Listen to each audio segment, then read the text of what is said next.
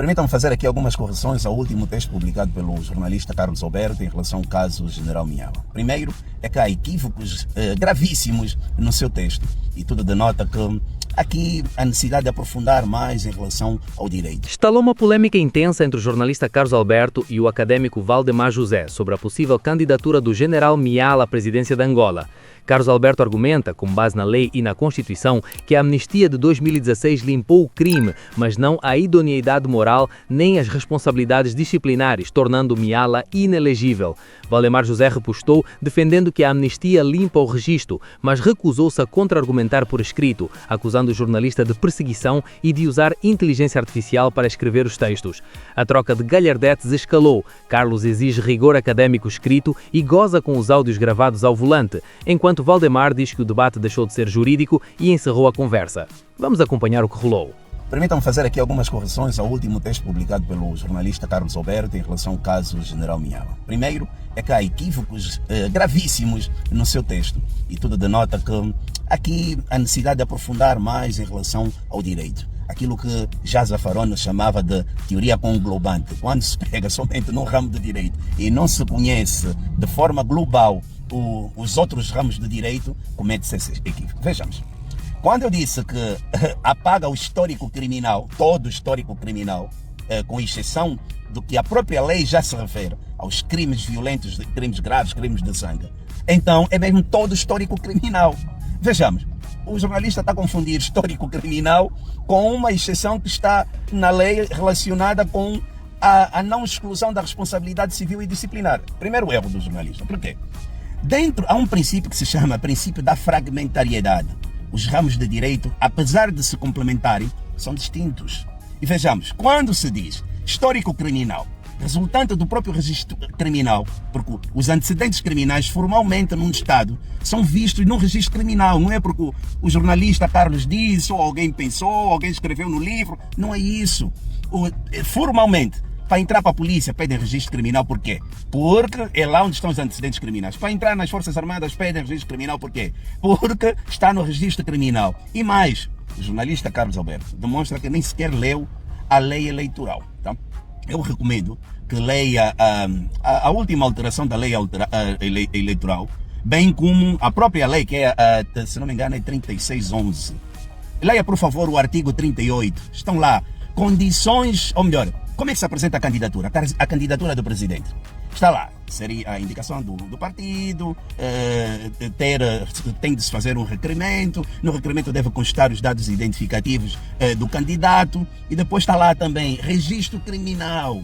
Porque lá, quando você faz a candidatura, não é você que vai dizer o meu cadastro está limpo, não é ninguém por via de um livro que vai dizer que não, ele não tem cadastro criminal, é o registro criminal.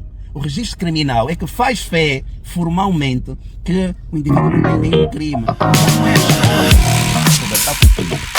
questão históricas, é a questão de direito. Formalmente, os crimes em processo, até no processo de crime, eu posso saber que o indivíduo já foi para a cadeia, mas num processo judicial, perante o juiz e ele tem uma responsabilidade mesmo que não se for candidato. A Comissão Eleitoral tem que analisar o processo com autoridade, tá? E na lei 3611, a lei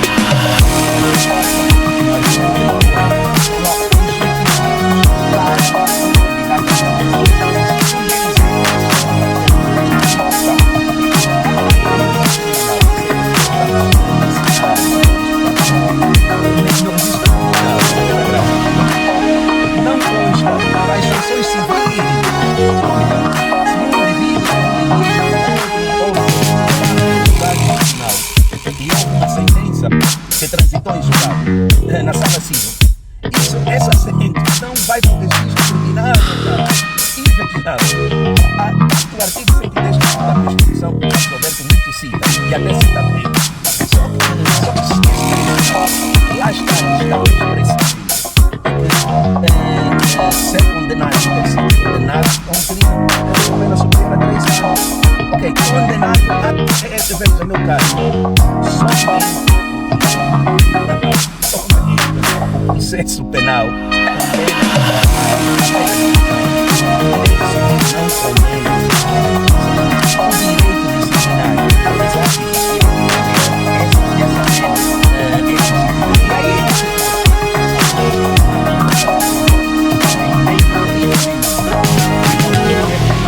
quando diz mas não estima responsabilidade civil. Mas é que em momento algum eu fiz referência que a lei da amnistia extinguisse a responsabilidade civil. Ela ouça novamente o meu áudio. Isso é um caso de ideia. Todos sabem que a amnistia não extingue a responsabilidade civil. Mas os requisitos para a elegibilidade de um candidato não precisa de sanção disciplinar, nem de sanção civil.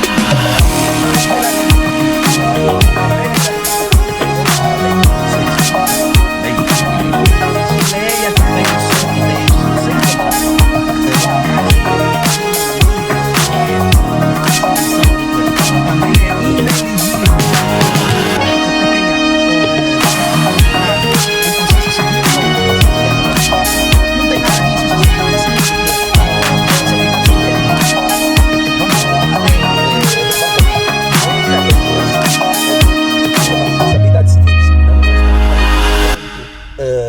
da Lei 3611, no seu artigo 38, não é requisito a responsabilidade civil para ser elegível, ter condições de elegibilidade para Presidente da República. Isso em primeiro lugar. Ainda que eu também tivesse falado em responsabilidade disciplinar, não se precisa saber se o A, B, C, D já teve um processo disciplinar, ele foi aplicado a pena de despromoção, se não foi aplicada a pena de repreensão, se não foi aplicada qualquer uma outra pena ou sanção. Isso não é irrelevante para as candidaturas à presidencial. Vejamos. E ainda que assim, vamos supor, outra questão, já que estamos a falar do caso general Miala, meu caro, tem de perceber que o processo do caso general Miala, ele culminou com o quê? Com uma sentença criminal, em que ele foi condenado a 4 anos de prisão maior, na altura chamava-se prisão maior, e que depois foi indultado e amnistiado. Pelo menos, eu vejo que já reconheceu, todos, eu recomendo que todos vão lá ler o primeiro texto do Carlos Alberto, onde ele comete o erro grave em dizer que ele, no primeiro texto, não sabia que a amnistia extinguia todos os efeitos penais, por isso é que cometeu aquele erro no primeiro texto, né? No segundo texto, como ele foi lendo os comentários dos juristas, já viu, cometi um erro, salvaguardou. Aí já reconhece que os efeitos penais são extintos com a lei da amnistia. Claro. Mas depois veio com a parte histórica. Mas historicamente não se retira os fatos. Isso não tem nada a ver com história. E quando nós nos referimos que os antecedentes criminais, ou melhor, o histórico criminal não tem nada a ver com histórico civil, não tem nada a ver com histórico disciplinar, são ramos do direito distintos, caro jornalista, não mistura. Nós referimos-nos ao histórico criminal. O que é histórico criminal? São os antecedentes criminais. E onde é que estão os antecedentes criminais? No registro criminal. Quem é o detentor responsável pelo registro criminal? É o DNAIC. A Direção Nacional do Arquivo de Identificação Civil Criminal está sob tutela do Ministério da Justiça, meu caro. Vai lá e, por favor, e pergunta inteiras quando há uma amnistia, se eles não são obrigados a fazer a atualização do registro criminal. São.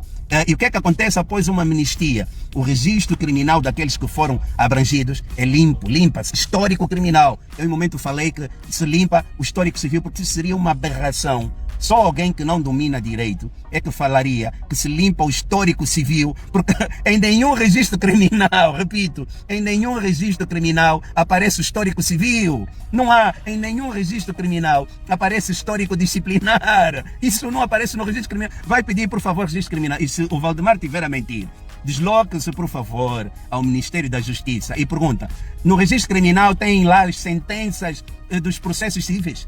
Não. Vão lhe responder isso. E pergunta também, no registro criminal, no assento registro criminal, tem lá o histórico de disciplinar? A resposta é não. Então está aí buscar isso para quê? Por que foi buscar o civil e disciplinar, se isso não tem nada a ver, nem com o registro criminal, nem para a candidatura do presidente? Não tem nada a ver. É irrelevante. A Constituição da República não solicita histórico. E é uma aula que eu vou dentro do princípio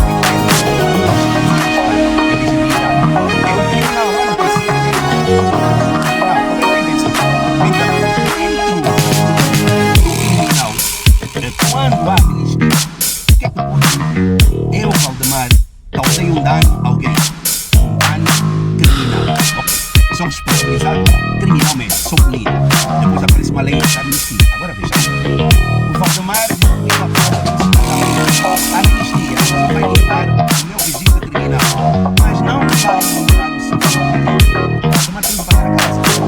Isso é irrelevante para ser ou não eleito a presidente. Isso é condicionalismo para a elegibilidade e candidatura do presidente da República. E eu para dizer que por essa razão, o legislatório mais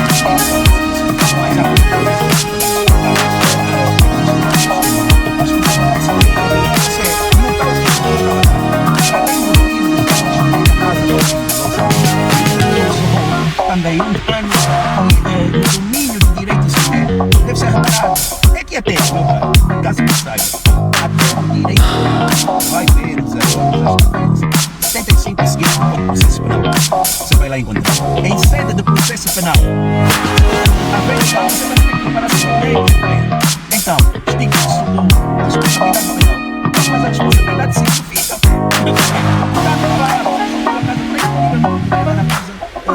O ofendido lesado, e aqui também já tem lesado, é que em algumas situações o ofendido também é lesado, é por isso que a responsabilidade para permanece a responsabilidade lesado, que ele se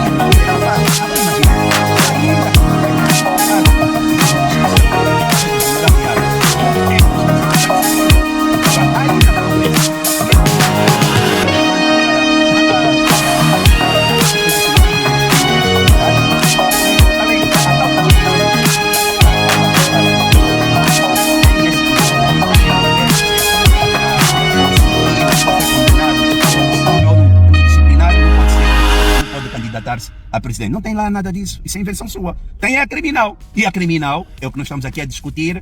Com a amnistia limpa-se tudo do criminal. O registro criminal fica limpo. A não ser, e isso até também é constitucional, por exemplo, crimes de genocídio, crimes de guerra, aí sim, esses são imprescritíveis e não são amnistiáveis. Aí sim. Agora, não foi isso que o general Miala cometeu. Foi, tem até, no próprio, vai reparar, no indulto, está lá, no decreto do presidente da República, na altura ainda, presidente José Eduardo dos Santos, quando indultou o general Miala, ela, claro, era de insubordinação. Isso não tem nada a ver com crime de sangue nem guerra. Uma outra questão. Toca muito num livro de um tal senhor, e que nesse livro ele faz menções. O que é que tem a ver alguém escrever algo num livro a falar mal do outro, ou ter um escrito a falar mal do outro e isso torná-lo inelegível? Você mesmo, Carlos Alberto, quantas vezes já falou mal do Adalberto Costa Júnior? É só ir ver os teus vídeos, áudio e até escritos, já que você diz que escreve muito bem, está lá até os escritos em que você já bombardeou não sei quantas vezes o Adalberto Costa Júnior. Para não pensarem que eu só estou aqui a defender o general Miala, agora vamos para a UNITA. Pronto. Num caso UNITA, Adalberto Costa Júnior, você bombardeou várias vezes o presidente da UNITA. Não é pelo fato do Carlos Alberto ter escrito em relação ao Adalberto Costa Júnior que agora ele se torna inelegível, só porque você escreveu. Isso não tem nada a ver. E não é pelo fato de alguém chamar alguém de uma outra pessoa de ser maluco, não bate bem, sofre de insanidade mental. O que é isso? Quem comprova isso? Não é um livro. Quem comprova isso tem de ser até por... tem de ser decisão judicial. A questão de inimputabilidade em razão da anomalia psíquica tem de ser requerida pelo um juiz, companheiro. Então, como é que atestam isso num livro de que sofre de insanidade, tem problemas mentais? Isso tem de ser atestado em sede judicial. Não é alguém que num livro diz, eu também posso ir num livro e dizer isso em relação a qualquer pessoa. Qual é a validade disso? Nada. Esse não é o requisito. Outra questão, meu caro. Tem de se ter cuidado a fazer tais afirmações no domínio do direito, porque senão acabamos por atropelar as regras do direito, que tem vários ramos. E aqui o Carlos Alberto demonstrou que, infelizmente, pronto, também compreende a sua formação em jornalismo, linguística, e ninguém pode ser bom em tudo, né? Isso não existe. Mas eu recomendo que consulte os constitucionalistas, é claro que também dominam direito penal, direito civil, e todos eles têm a certeza que lhe vão dizer: responsabilidade civil é diferente da responsabilidade criminal. E para a elegibilidade do Presidente da República não se exige que tenha sido alvo de um processo disciplinar ou de um processo civil, ainda que tenha sido condenado. Isso é irrelevante, companheiro. O que é relevante para a nossa discussão é o processo criminal. Houve, sim, mas também depois resultou em quê? Foi indultado, houve um perdão e foi amnistiado. Então, o registro criminal cessou, acabou, limpou. E isso tende a associar o artigo 38 da Lei 3611, pronto, eu resumo como lei eleitoral, e vai lá compreender que o documento que é exigível para testar a condição de criminalidade do candidato é o registro criminal. E quando se pede isso, não há entrevista a várias pessoas para saber se houve livro, se no livro está escrito bem ou não. Isso é irrelevante, companheiro. O histórico que você tanto se refere vai ficar nas nossas memórias. Ninguém apaga isso. História é história. Assim como também não se vai apagar na história que o Adalberto Costa Júnior já teve dupla nacionalidade. Era um condicionalismo para ele não ser eleito. Mas retirou, ou melhor, o que é que ele renunciou à segunda nacionalidade. E esse fato tornou elegível. Então agora eu também pergunto, só por analogia. Então o Adalberto Costa Júnior, se você, Carlos Alberto, agora se refere historicamente a esse dado nunca vai ser apagado e que por história ele é inelegível, então o Adalberto também deveria ser inelegível, porque historicamente nunca mais se vai apagar na vida que ele já teve duas nacionalidades. Isso era irrelevante, porque no momento da candidatura ele provou que só tinha uma nacionalidade, então tornou elegível. A mesma coisa com o criminal. No momento da candidatura tem de provar se tem assento criminal, e não é assento civil nem disciplinar, meu caro. E mais, não invente, porque ninguém em algum momento disse que a amnistia limpa os efeitos civis. Aliás, o meu áudio está aí, está disponível. Vai, por favor, diga: olha, num minuto tal, você falou também que elimina os efeitos civis e disciplinares. Isso só você que está dizendo. Eu nunca disse isso, porque era irrelevante para a nossa conversa. O que é relevante para a nossa conversa são os efeitos criminais, porque é o que a Constituição exige para a candidatura a Presidente da República e é o que a Lei 3611 também exige. Portanto, não confunda os vários ilícitos, porque isso está a fazer cometer erro, e mais, no domínio jurídico. Nós compreendemos que você não é jurista, mas ele está a cometer erros de palmatória, que exige uma consulta com jurisconsulta, tá? Para que tenha bem claro esses conceitos que estão deturpados, tá? Misturar muita coisa, e já parece, não estou em defesa, mas isso já deixou de ser justificação jurídica e passou a ser, parece, perseguição, porque não tem fundamento, Carlos Alberto. A amnistia limpa o histórico criminal. Eu nunca disse que limpa histórico civil nem disciplinar. Histórico criminal que é o que é importante. E isso é um dado, pergunta a quem quer que seja. Limpando o histórico criminal, está aí o condicionalismo retirado para que o general Miala, caso queira, e caso tenha condições, e caso algum partido o indique como cabeça de lista, ele pode ir. Pronto, não é porque existe um livro. Livros escritos há muitos a falarem mal de vários candidatos à presidência da República. Então, isso não é condicionalismo, tá? Depois do Valdemar fazer um vídeo, Carlos Alberto escreveu: Valdemar Paulo da Silva, Valdemar José, voltou a reagir em áudio e ao volante. Não teria sido mais simples respirar fundo e desmontar o meu texto ponto por ponto, com argumentos jurídicos, com base na Constituição e na lei, por escrito, tal como eu fiz? Ou falar alto, exibir o fato e o carro passou agora a integrar o método científico do debate jurídico. Parece existir um conforto evidente em falar sem deixar rastro escrito. Talvez porque as palavras voam e os textos ficam. Escrever obriga a rigor. O áudio permite improviso. O direito, porém, não se faz de improvisos. É isto que se espera de quem se apresenta como penalista? E professor universitário? Ensina isso na academia? Decorar teorias equivale a pensar o direito? Um PhD dispensa o papel, a lei e a argumentação estruturada? Não é estranho? Passei a noite inteira a investigar, a cruzar normas e a escrever.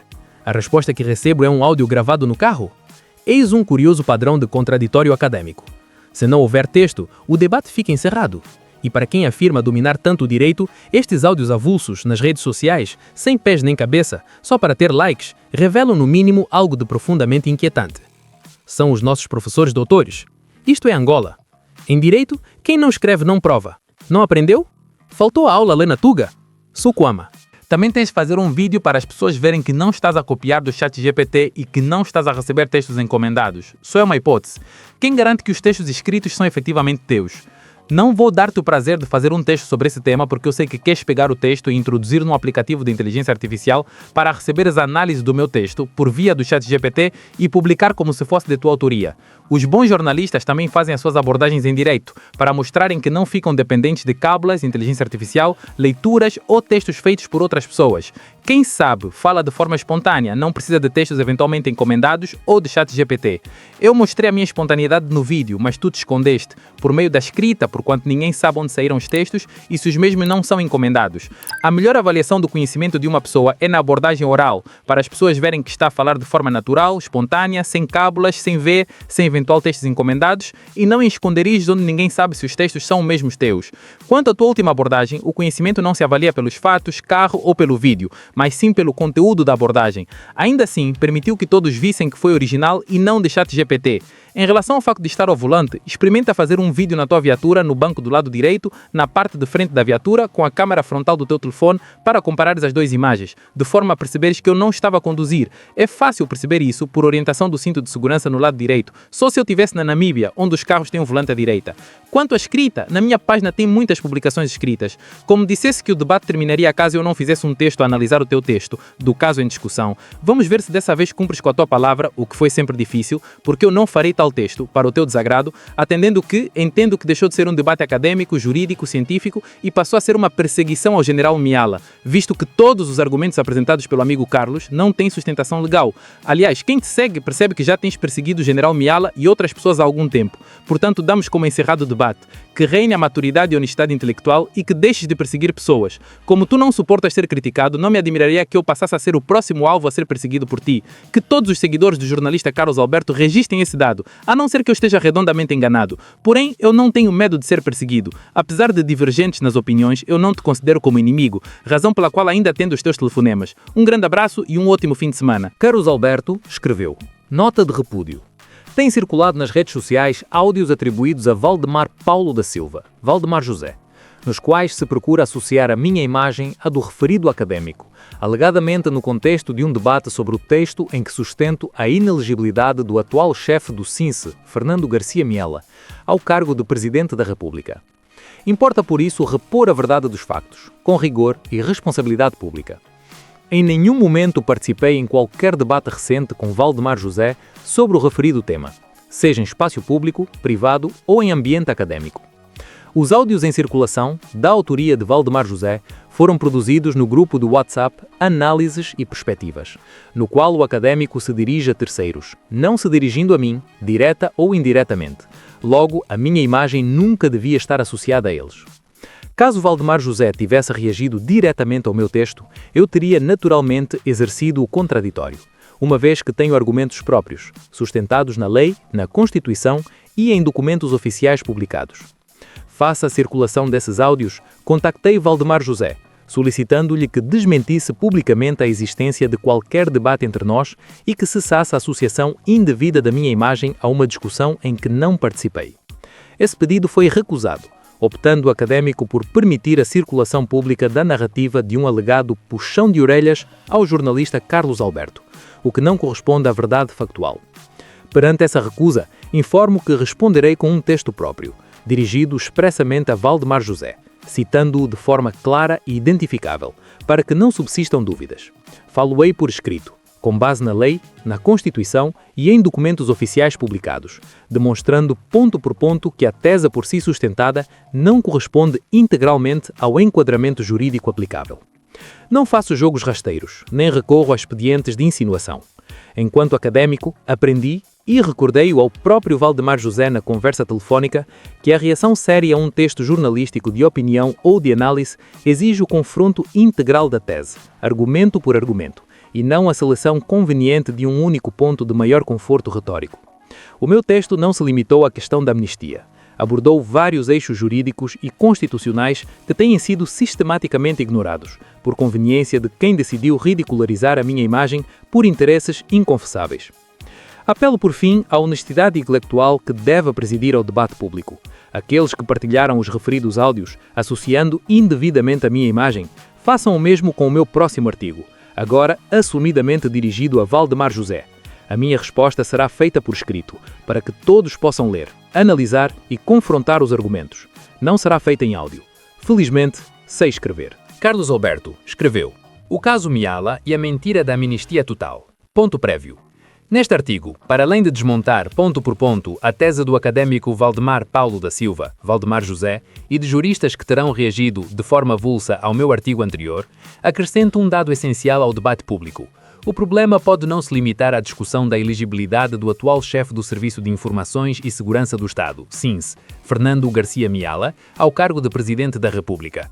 Pode abranger igualmente a própria legalidade da sua nomeação para chefe do SINS, por decisão do Presidente da República, à luz de diplomas que, segundo análise documentada, consagram impedimentos funcionais e disciplinares.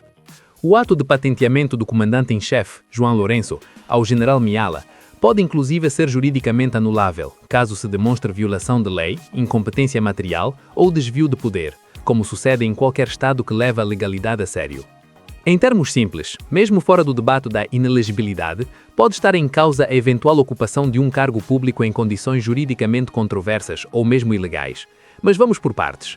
Convido o leitor a acompanhar esta análise até o fim, antes de reagir, porque reagir antes de ler e interpretar bem costuma produzir mais ruído do que argumentos. O meu artigo sobre a inelegibilidade do general Fernando Garcia Miala suscitou várias reações, o que reflete não apenas o impacto do tema, mas também o misto de sentimentos individuais e coletivos que envolve uma eventual candidatura ao cargo de Presidente da República em 2027. Entre posições favoráveis e contrárias, o debate acabou por se concentrar quase exclusivamente numa ideia, a de que a amnistia decretada em 2016 teria limpado o passado, habilitando automaticamente o general a concorrer ao cargo de Presidente da República. É precisamente aqui que começa o problema, jurídico e constitucional, e é também aqui que importa repor o rigor, ou, se preferirem, abrir a lei antes de abrir o microfone.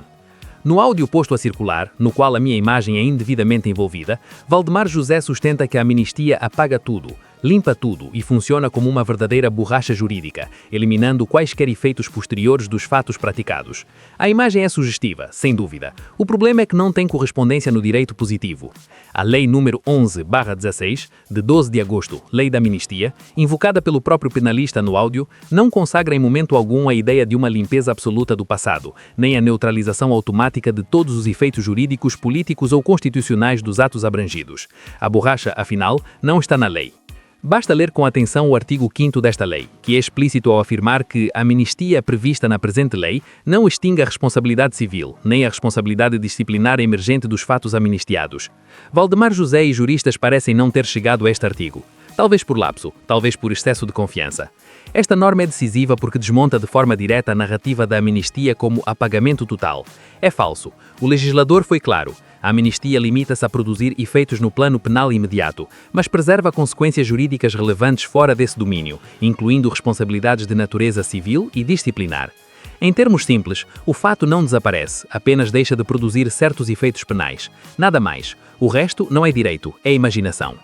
Ora, se a própria lei reconhece que a amnistia não elimina sequer a responsabilidade disciplinar, de natureza administrativa e institucional, torna-se insustentável defender que essa mesma amnistia teria o poder de neutralizar efeitos de ordem constitucional, como os requisitos de idoneidade para o exercício de cargos de soberania. A Constituição não se subordina a leis ordinárias, nem pode ser reescrita por via de uma amnistia infraconstitucional. Desde quando uma lei ordinária revê a Constituição por osmose? É neste ponto que entra o artigo 110 da Constituição da República de Angola, que estabelece critérios próprios e autônomos para o exercício do cargo de Presidente da República. Trata-se de uma norma constitucional material, que não depende da existência ou inexistência de sentenças penais em vigor, mas de uma avaliação mais ampla de compatibilidade constitucional. Assim, uma amnistia legal que expressamente preserva responsabilidades não penais não pode, por definição, servir de fundamento para limpar efeitos constitucionais ligados à elegibilidade para o cargo mais alto do Estado. Não existem atalhos constitucionais. Valdemar José ainda acrescenta no referido áudio que a anistia apagaria o próprio fato histórico, na medida em que o registro criminal ficaria limpo, permitindo ao político candidatar-se ao cargo de Presidente da República. Trata-se de outra afirmação juridicamente falsa. Desde logo porque a própria lei da amnistia, no seu artigo 5º, desmente essa leitura ao preservar responsabilidades civis e disciplinares, o que significa que o fato jurídico não é apagado, nem neutralizado em todas as suas consequências. O registro pode ficar limpo, a Constituição não se limpa. A Constituição, ao estabelecer no artigo 110, número 2, a linha E, limites materiais à elegibilidade para o cargo de Presidente da República, não opera apenas num plano formal ou burocrático, incorpora um juízo de idoneidade constitucional, que é também ético-político. Nenhuma lei ordinária da amnistia pode apagar da memória institucional e da consciência cívica os fatos públicos, documentados e historicamente conhecidos, nem converter por decreto o esquecimento jurídico em virtude constitucional. A amnistia pode extinguir penas, não tem o poder de apagar a história. O erro penalista e a hierarquia das normas. Alguns juristas, sobretudo penalistas, têm invocado os artigos 138 e 139 do Código Penal e o artigo 62 da CR para sustentar que a amnistia limpa tudo e que, por conseguinte, todo o amnistiado estaria politicamente reabilitado e automaticamente elegível ao cargo de Presidente da República. Essa leitura confunde planos normativos distintos e projeta efeitos penais para um domínio, o da Constituição, onde eles simplesmente não mandam. O Código Penal regula a responsabilidade criminal. O artigo 138 enumera as causas dessa extinção. O artigo 139, número 2, esclarece que a amnistia faz cessar a execução da pena e dos seus efeitos penais. Tudo isto é juridicamente correto, mas estritamente circunscrito ao plano penal. O Código Penal não regula, nem nunca regulou, a elegibilidade constitucional para cargos de soberania. O mesmo se aplica ao artigo 62 da CR, que visa garantir a segurança jurídica da amnistia, impedindo que o Estado volte atrás para reabrir processos ou reativar penas. Não consagra uma reabilitação constitucional plena, nem neutraliza automaticamente todos os efeitos jurídicos possíveis em todos os ramos do direito.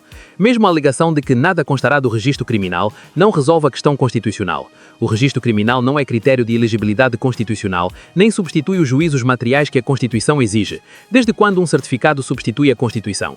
O erro de fundo destas leituras é um erro de hierarquia normativa. O Código Penal regula a responsabilidade criminal. A Lei da Amnistia regula os efeitos penais e alguns efeitos extrapenais. A Constituição regula em plano próprio e superior os requisitos para o exercício do cargo de Presidente da República. Nenhuma norma penal, nem sequer uma amnistia legal, tem o poder de reescrever critérios constitucionais, salvo quando a própria Constituição o determina expressamente. O caso Miguel Ângelo e a nomeação juridicamente problemática. A fragilidade da tese da borracha constitucional torna-se ainda mais evidente quando se analisa o que foi publicamente escrito e documentado por Miguel Ângelo, académico e quadro sénior do próprio SINS, no seu livro O Estado de Desalento e o Desalento do Estado. Aqui o debate deixa de ser abstrato e passa a incidir sobre efeitos jurídicos concretos, disciplinares e institucionais. Na página 86 da obra, Miguel Ângelo refere que Fernando Garcia Miala foi demitido ao abrigo do número 3 do artigo 3 da Lei dos Crimes Militares, Lei número 4/94, de 28 de janeiro, que estabelece que a expulsão é aplicada em crimes considerados repugnantes, sendo a demissão e a baixa de posto penas acessórias automáticas associadas à condenação à pena de prisão maior. Estes efeitos não são apagados pela amnistia, como o próprio artigo 5º da Lei número 11/16 confirma, ao preservar a responsabilidade disciplinar.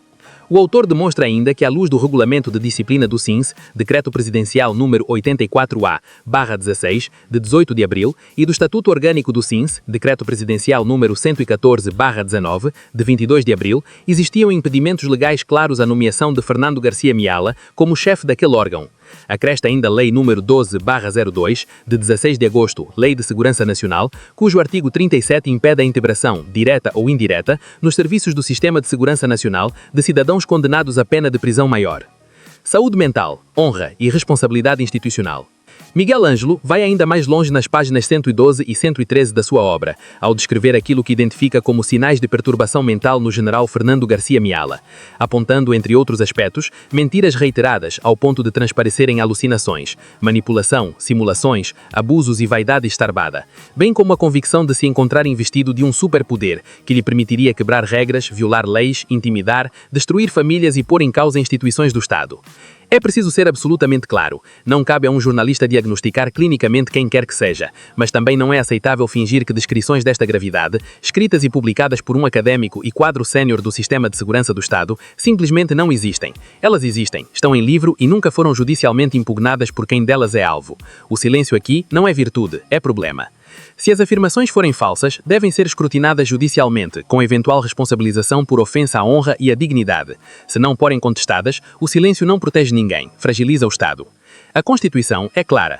O artigo 110, número 2, a linha E, exige capacidade física e mental para o exercício do cargo de Presidente da República. O artigo 130, a linha D, prevê a vacatura do cargo em caso de incapacidade física ou mental permanente. Estes preceitos não são ornamentos jurídicos, existem para prevenir riscos institucionais graves. Com maior razão, quando está em causa a direção de serviços de inteligência, seria exigível que as instituições competentes não ignorassem descrições públicas desta natureza. Exigir esclarecimentos não é conspiração, é responsabilidade constitucional. Amnistia constitucional e o equívoco final. No áudio, Valdemar José insiste em afirmar que a amnistia não apagaria tudo e que, por conseguinte, os antigos beligerantes, do MPLA ou da UNITA, incluindo autores de crimes graves, não poderiam hoje concorrer ao cargo de Presidente da República. A conclusão é mais uma vez enganosa, porque parte de uma confusão central. Mistura a amnistia constitucional com a amnistia legal ordinária, como se fossem equivalentes. O artigo 244 da CR consagra uma amnistia originária, constitucional e política, desenhada pelo próprio poder constituinte para encerrar juridicamente o conflito político-militar.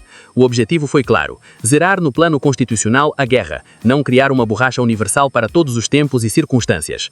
É por isso que esta amnistia opera num patamar distinto, neutraliza a censura constitucional do fato enquanto fundamento de exclusão política, mas essa realidade não pode ser transposta para amnistias legais ordinárias, como a Lei nº 11/16, que aturam num plano diferente e preservam responsabilidades civis e disciplinares. Confundir estes planos não é enquadramento jurídico, é erro técnico.